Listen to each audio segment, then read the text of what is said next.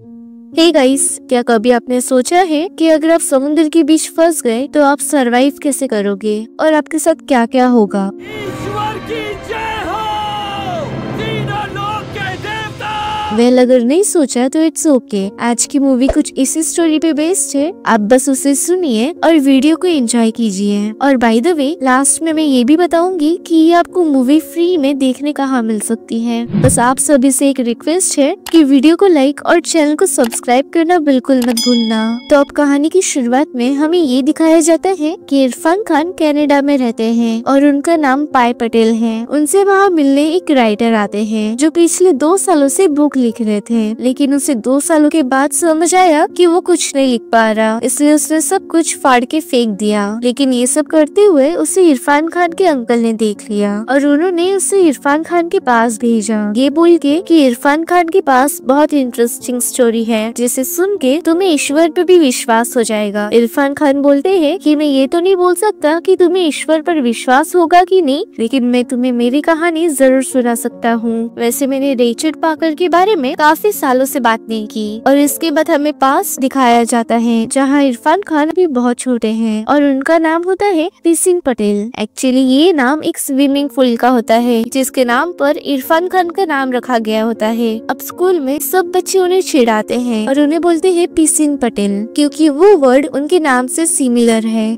पीसिंग का मतलब टॉयलेट करना होता है। अब इस चीज से परेशान होकर इरफान खान ने अपना नाम पीसिन से पाय रख दिया और अब सब उन्हें पाय के नाम से जानते हैं। वो बचपन में पौंडीचेरी रहते थे और वो एक हिंदू फैमिली में बॉर्न हुए थे, लेकिन पाय गॉड से बहुत प्यार करते थे, इसलिए वो सभी धर्मों को मानते थे, लाइक क्रिश्चियनिटी, हिंदू और इस्लाम, सबको। इन सब चीजों में पाय की माँ उसे सपोर्ट करती है। वो कहती है कि ये अपने सवालों का जवाब ढूंढ रहा है और इसे जवाब जरूर मिलेगा। लेकिन दूसरी तरफ उसके डैड उसे इस चीज में बिल्कुल सपोर्ट नहीं करते, बल्कि वो उन्हें ये समझाते हैं कि ईश्वर जैसा कुछ नहीं होता। पौंडीचेरी में उसके डैड का एक जू होता है और उस जू में बहुत सारे जानवर होते हैं और इन्हीं जानवरों में एक बंगाल टाइगर होता है जिसका नाम रिचर्ड पाकर होता है। पाय अपने हाथों से रिचर्ड पाकर को खाना खिलाना चाहता था और रिचर्ड पाकर भी शांति से वो पाय के हाथों से खाना खाने वाला होता है, लेकिन तभी उसके डैड वहाँ आ जाते हैं। उनको देखकर रिचर्ड पाकर डर जाता है और वहाँ से भागता है। उसके डैड उसे बहुत डांटते हैं और उसे सबक सिखाने के लिए रिचर्ड पाकर की केज के बाहर एक बकरी को बांध देते हैं। और तभी रिचर्ड पाकर यानी कि वो टाइगर आकर उस बकरी को बहुत बुरी तरह से मार देता है और ये देखकर पाय बहुत डर जाता है और तब से ही उसकी सोच बदल जाती है। वो सोचता था कि वो टाइगर को अपना दोस्त बना लेगा, लेकिन जल्द ही उसे ये पता चल जाता है कि टाइगर कभी किसी का दोस्त नहीं बन सकता। अगर उसे भूख लगी तो वो किसी को भी मार सकता है। अब इन सब चीजों को होके कुछ साल बीत जाते हैं और अब पाय 16 साल का होता है।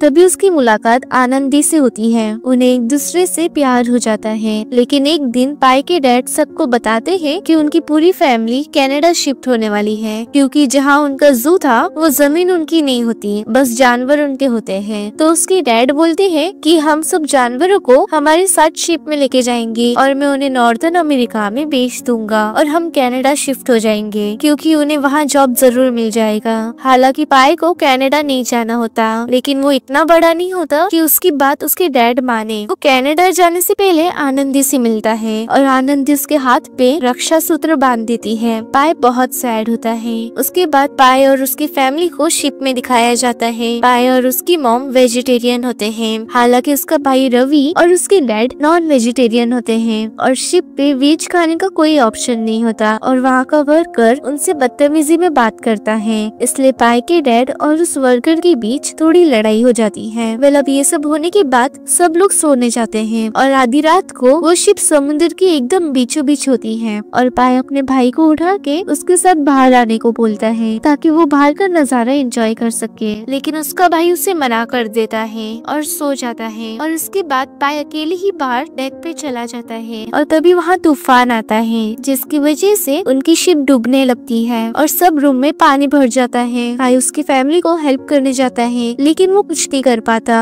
वहाँ बहुत पानी भर चुका होता है और वो वापस डेक पे आ जाता है। लेकिन एक क्रू मेंबर पाई को एक सेफ्टी बोट पे फेंक देता है और बोलते हैं कि यहाँ से जाओ। पाई को अपनी फैमिली के बिना यहाँ से नहीं जाना होता, उससे उन्हें बचाना होता है। लेकिन समहाउ वो जानवरों की केज खुल जाते हैं और एक ज़ेब्रा डायरेक्ट पाई की बोट पे जंप करता है। इसकी वजह से वो बोट की रस्सी टूट जाती है और वो सेफ्टी बोट पानी में गिर जाता है। और तभी समुद्र में लहरें बहुत बड़ी होती हैं, इसलिए उसकी बोट शिप से दूर चली जाती है। पाई को समुद्र में कोई तो दिखता है, वो उसकी तरफ एक ट्यूब फेंकता है ताकि वो जो भी है वो बच जाए। लेकिन जब वो चीज उसकी बोट के पास आती है तभी पाई उसको देखकर बहुत डर जाता है, क्योंकि जिसकी तरफ उसने ट्यूब फेंका था वो और कोई नहीं बल्कि रिचर्ड पाकर होता है, यानी कि वो बंगाल टाइगर। पाई कोशिश करता है कि रिचर्ड पाकर बोट पे ना चढ़ पाए, लेकिन किसी तरह रिचर्ड पाकर उस बोट पे आ जाता है और उसके डर से पाई बोट से नीचे कूद जाता है। लेकिन पाई के पास कोई और ऑप्शन नहीं होता, इसलिए उसे बोट पर फिर से आना पड़ता है। और तब वो देखता है कि बोट पे रिचर्ड पाकर नहीं है, बस ज़ेब्रा होता है जिसका कूदने की वजह से पैर टूट गया होता है।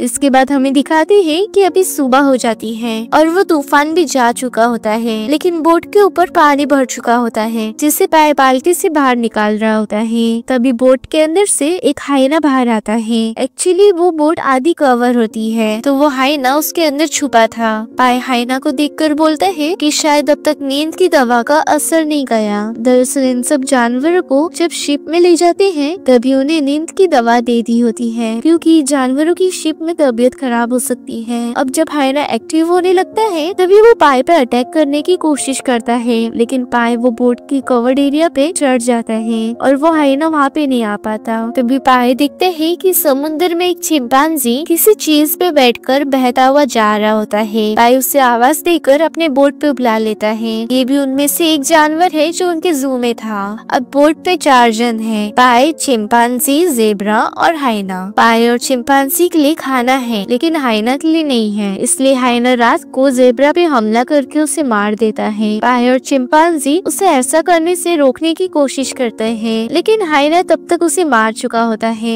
पाई को डर होता है कि कहीं रात को सोते हुए हाइना उस पे हमला न कर दे, इसलिए बोट से बाहर एक लकड़ी निकली होती है और उस पे एक क्यूब होता है और उसी के साथ पाई वहाँ लटका होता है। अगले दिन पाई कुछ सामान से ऐसी चीज बनाता है जिसे वो पानी में डालकर उसके ऊपर बैठ सकता है ताकि वो इन जानवरों से बचा रहे। अब हाइना ने ज़ेब्रा को ऑलरेडी मार दिया होता है और अब बस चिंपांजी, पाई और वो हाइना इस बोट पे बचे होते हैं। जब पाई वो चीज बना लेता है तभी हाइना बाहर निकलता है। चिंपांजी और हाइना के बीच लड़ाई हो जाती है। चिंपांजी उसे मार के नीचे गिरा देता है, जिसे देखकर पाई बहुत खुश होता है। लेकिन तभी वो हाइना चिंपांजी पे वापस अटैक करता है और उसे मार देता है। हालांकि पाई उसे बचाने की कोशिश करता है लेकिन वो उसे बचा नहीं पाता। इस चीज से पाई को बहुत गुस्सा आता है क्योंकि चिंपांजी उसका दोस्त था। पाई चाकू निकाल कर हाइना को अपने पास चिल्लाकर बुलाता है ताकि वो उसे मार सके, लेकिन तभी अचानक से वो कवर्ड एरिया में से रिचर्ड पाकर यानी कि वो टाइगर निकल कर आता है और हाइना को मार देता है।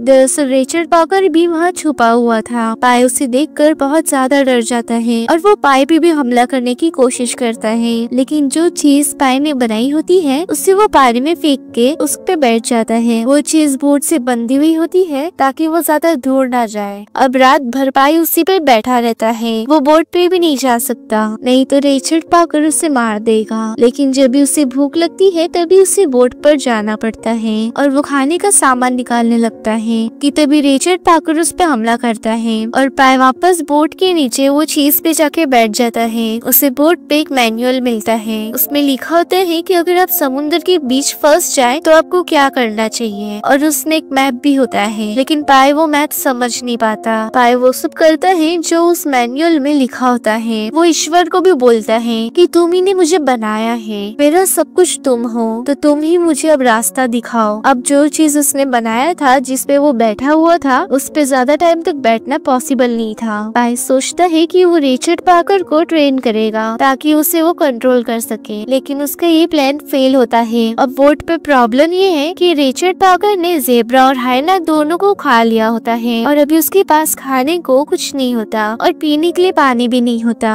अब पाई उसकी हेल्प करता है और उसे पानी देता है और सीटी की मदद से उसके साथ कम्युनिकेट करने की कोशिश करता है। जैसे वो एक बाल्टी में पानी डालकर उस बोट पर रखता है और सीटी बजाकर रिचर्ड पाकर को उसके पास बुलाता है। लेकिन अब तक रिचर्ड पाकर यानी कि वो टाइगर पाई के साथ एग्रेसिव होता है। पाई मछली पकड़ने की कोशिश करने लगता है क्योंकि अगर रिचर्ड पाकर को और भूख लगी तो वो पानी में कूदकर उसे मार सकता है। लेकिन पाई को एक भी मछली नहीं मिलती और उसके बाद वही होता है जो उसने सोचा था। रिचर्ड पाकर पानी में कूद जाता है और वो मछली नहीं पकड़ पाता। फिर वो पाई की तरफ बढ़ने लगता है। पाई वो देखकर जल्दी से बोट पे चढ़ जाता है। रिचर्ड पाकर भी बोट पे आने की कोशिश करता है लेकिन वो नहीं आ पाता क्योंकि बोट बड़ी होती है। अब पाई उसे मारने ही वाला होता है कि तभी वो रुक जाता है और उसे ये सब गलत लगता है। इसलिए वो किसी तरह रिचर्ड पाकर को पानी से बोट पे लाता है और खुद बोट से नीचे जाकर वापस उस चीज पे बैठ जाता है जो उसने बनाया था। वो सब खाने की चीजें और पानी अपने साथ ले जाता है। अब रिचर्ड पाकर बहुत भूखा होता है। तभी पाई एक मछली पकड़ता है जो काफी बड़ी होती है और उसे वो पकड़ के मार देता है। इस चीज पे उसे बहुत दुख होता है क्योंकि वो शाकाहारी है। उसे जानवरों को मारना बिल्कुल नहीं पसंद। वो बहुत रोता है लेकिन उसके पास और कोई ऑप्शन नहीं होता। वो बोलते हैं थैंक यू भगवान विष्णु मछली के रूप में आके हमारी जान बचाने के लिए। और वो मछली वो रिचर्ड पाकर की तरफ फेंक देता है। अब रात हो जाती है और ओशन बहुत ब्यूटीफुल दिख रहा होता है कि तभी एक बड़ी सी व्हेल उनके बोट के पास आती है और वहीं पे एक बड़ा सा जंप करती है जिसकी वजह से जिस पे पाई बैठा होता है वो पलट जाता है और सारा खाना पीने का सामान समुद्र में गिर जाता है। पाई के पास खाने और पीने के लिए कुछ नहीं होता। अगली सुबह पाई कुछ लेने के लिए उस बोट पे जाता है कि तभी रिचर्ड पाकर बाहर आ जाता है।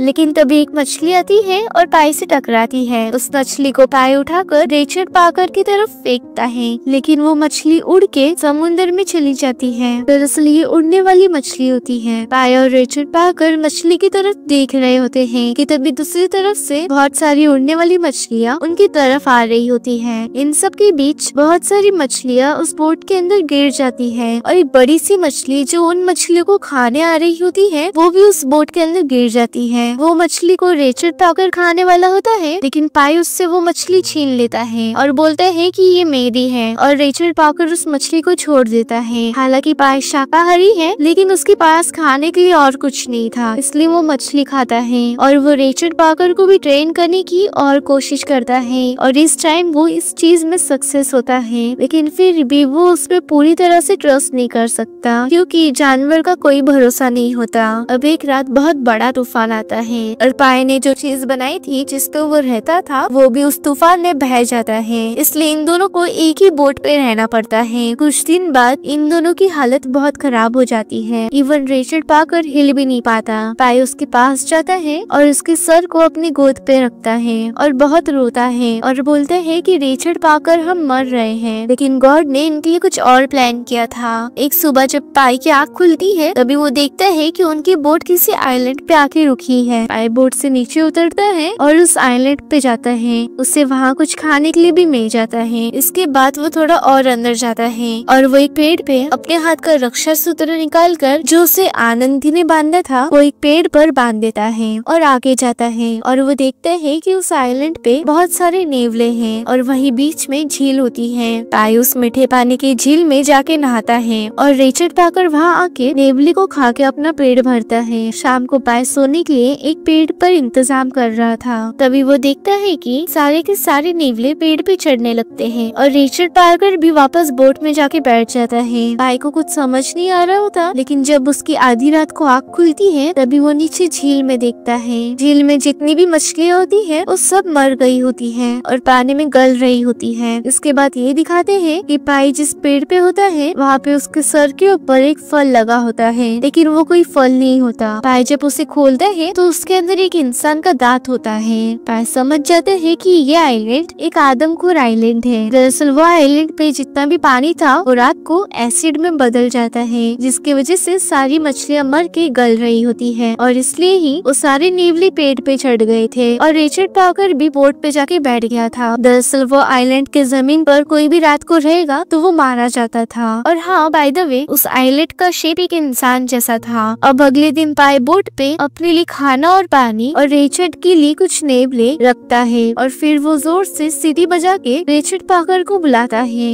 अगर वो रिचर्ड पाकर को ऐसे ही साइलेंट पे छोड़ देता तो रिचर्ड पाकर मर जाता, इसलिए पाई उसे अपने साथ ले जाता है। फिर और सफर करने के बाद फाइनली वो मेक्सिको के बीच पे पहुंचता है। पाई रेत पे गिर जाता है और बस वहीं लेटा होता है। उसके अंदर बिल्कुल ताकत नहीं होती। सेम विद रिचर्ड पाकर, उसकी हालत भी बहुत खराब हुई होती है। वो बोट से निकलकर जंगल की ओर जाने लगता है। पाई सोचते हैं कि रिचर्ड पाकर उसे पीछे मुड़कर जरूर देखेगा, लेकिन रिचर्ड पाकर उसे पीछे मुड़कर नहीं देखता। वो सीधा जंगल के अंदर चला जाता है। इस बात से पाई को बहुत ज्यादा दुख होता है। वो जोर जोर से रोने लगता है। तभी कुछ लोग वहाँ आके पाई को अपने साथ ले जाते हैं। अब कहानी प्रेजेंट पे आती है, जहाँ इरफान खान यानी कि पाई वो उस राइटर को ये पूरी कहानी सुना रहा होता है। इरफान खान बोलते हैं कि ईश्वर हमेशा मेरे साथ था। अगर मैं उस फ्लोटिंग आइलैंड पे नहीं पहुंचता तो मैं मर जाता, और अगर मुझे वो दांत नहीं मिलता तो शायद मैं उसी आइलैंड पे रह के घूम जाता। ईश्वर हर एक कदम पे मेरे साथ था। पहले मुझे उस आइलैंड पे आराम करने दिया और फिर अपना सफर जारी रखने के लिए एक संकेत दिया। इरफान खान बोलते हैं कि अगर रिचर्ड पाकर मेरे साथ नहीं होता तो शायद मैं जिंदा नहीं होता। उसने मुझे जिंदा रहने की वजह दी, लेकिन सबसे ज्यादा दुख तब होता है जब तुम किसी को अलविदा ला के पाओ। वो कहते हैं कि जो भी मेरे डैड ने मुझे सिखाया था उसकी वजह से मैं जिंदा हूँ। काश मैं उन्हें थैंक यू बोल सकता, और काश मैं रिचर्ड पाकर को ये कह पाता कि अब सब ठीक है, ईश्वर हमारे साथ है, मेरी जान बचाने के लिए शुक्रिया। अब वो राइटर बोलता है कि मुझे कुछ चीजों पे विश्वास ही नहीं हो रहा। इरफान खान बोलते हैं कि उस शिप में मैं अकेला ही बचा था, इसलिए जापानीज शिपिंग कंपनी ने 2 लोगों को मेरे पास भेजा था। वो इंश्योरेंस वालों को रिपोर्ट देना चाहते थे, और जब मैंने उन्हें ये पूरी कहानी सुनाई तो उनको भी इस कहानी पे यकीन नहीं हुआ। वो लोग बोले थे कि हमें कुछ ऐसा सुनाओ जिसपे हम यकीन कर सकें, और फिर मैंने उन्हें एक फेक कहानी सुनाई, और वो कहानी की कॉपी मेरे पास अभी भी है। और वो राइटर को वो कॉपी देते हैं और पूछते हैं कि तुम्हें इनमें से कौन सी कहानी अच्छी लगी। वो बोलता है कि पहले वाली, जिसके अंदर शेर है। इरफान खान बोलते हैं कि थैंक यू। वो राइटर उनसे पूछते हैं कि क्या ये कहानी मैं लिख सकता हूँ। इरफान खान बोलते हैं कि क्यों नहीं, मेरे अंकल ने तुम्हें इसलिए तो यहाँ भेजा है। इसके बाद इरफान खान की फैमिली आ जाती है। उनकी शादी हो गई थी और उनके 2 बच्चे हैं, और वो अपने लाइफ में अब खुश है। और इसी पॉइंट पे ये फिल्म एंड होती है। इस मूवी से हमें ये सीख मिलती है कि कभी गिव अप नहीं करना चाहिए। कितना भी बुरा सिचुएशन हो, उसका रास्ता कहीं ना कहीं से मिल ही जाता है। लाइफ ऑफ पाई एक ऑस्कर विनिंग मूवी है, और इस मूवी को 7.9 IMDb मिली है। और जैसे मैंने कहा था कि वीडियो के लास्ट में मैं ये बताऊंगी कि ये मूवी आपको फ्री में कहाँ देखने मिल सकती है। दरअसल ये मूवी YouTube पर ही फ्री में अवेलेबल है, जो कि ज्यादातर लोगों को नहीं पता। मैं मूवी का लिंक डिस्क्रिप्शन में दे दूंगी। वैसे अगर आप पाई की जगह होते तो क्या करते और कैसे सरवाइव करते हैं, ये हमें कमेंट बॉक्स में जरूर बताना। अब आज की वीडियो के लिए बस इतना ही। आई होप कि आपको ये वीडियो और ये कहानी पसंद आई हो। और भी अच्छे मूवी एक्सप्लेनेशन के लिए हमारे चैनल को सब्सक्राइब करना बिल्कुल मत भूलना।